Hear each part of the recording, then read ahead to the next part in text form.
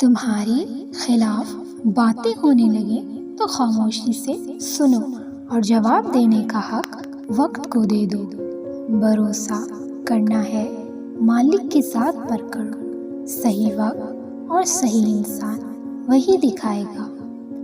اکثر باتوں کو بھلا دینے کی عادت ڈالو، ہر بات کو ذہن میں جگہ دینا ذہن کو کباڑ خانہ بنانا ہے۔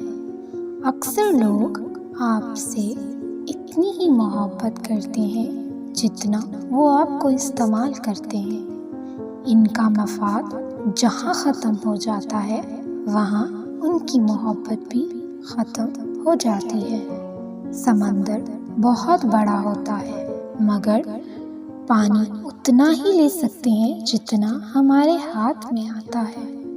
بالکل اسی طرح رب کریم کی رحمتیں لامحدود ہیں، ہم اتنا ہی حاصل کرتے ہیں جتنا ہمارا ایمان ہوتا ہے۔ زندگی کو بدلنے میں وقت نہیں لگتا مگر وقت کو بدلنے میں زندگی لگ جاتی ہے۔ شکست ہو جانا بری بات نہیں، شکست کھا کر ہمت ہار جانا بری بات ہے۔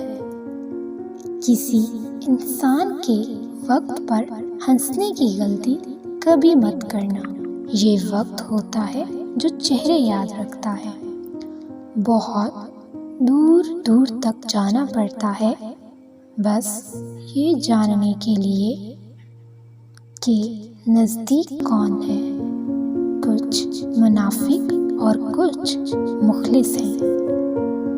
یہ مطلب پرست لوگ ماحول کے مطابق ہیں۔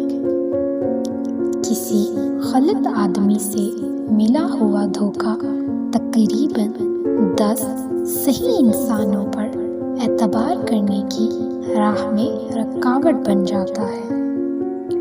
زندگی میں کوشش کرو کہ تمہارے سکون کا تعلق کسی شخص سے نہ وابستہ ہو۔ اگر کسی کو موت دل کی واقع ہو تو جان لو قاتل تمہارے عزیز ترین لوگوں میں سے ہے۔ تمہاری زندگی کوئی فلم نہیں ہے، یہاں ہر شخص پرفیکٹ نہیں ہوتا، سمجھوتا کرنا ہی پڑتا ہے اور خامی تو ہر انسان میں ہوتی ہے۔ انسان کا ایک غلط انتخاب انسان کے چہرے کی رونق چھین لیتا ہے۔ جب تم کسی کو عزت دو اسے ساتھ تھوڑی پھکی بھی دو تاکہ اسے عزت ہضم ہو جائے۔ لڑکی جب تک کمزور ہوتی ہے وہ روتی ہے، جس دن وہ رونا چھوڑ دیتی ہے تو پھر ان کو رونا پڑتا ہے جنہوں نے اس کو رلایا ہو۔ 4 چیزیں صبح جلدی اٹھاتی ہیں: ماں، محبت، محنت اور مجبوریاں۔ دوسروں کو دیکھنے کی بجائے خود پر اتنی محنت کرو کہ لوگ تمہیں دیکھیں۔ دشمن سے زیادہ وہ خطرناک ہے جو دوستی کے روپ میں دھوکہ دے۔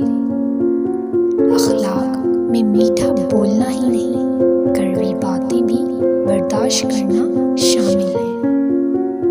حسد کرنے والے آدمی سے بدلہ نہ لو، بس اس پر ترس کھایا کرو کیونکہ وہ ایسا شخص ہے جو تمہارے جلائے بغیر ہی جل کر راکھ ہو رہا ہے۔ سب سے پہلے شیطان ہی انسان کی شرم و حیا پر وار کرتا ہے تاکہ وہ بے حیا ہو کر آسانی سے گناہ کر سکے۔ جن کے حصے میں رب آ جائے انہیں لوگوں سے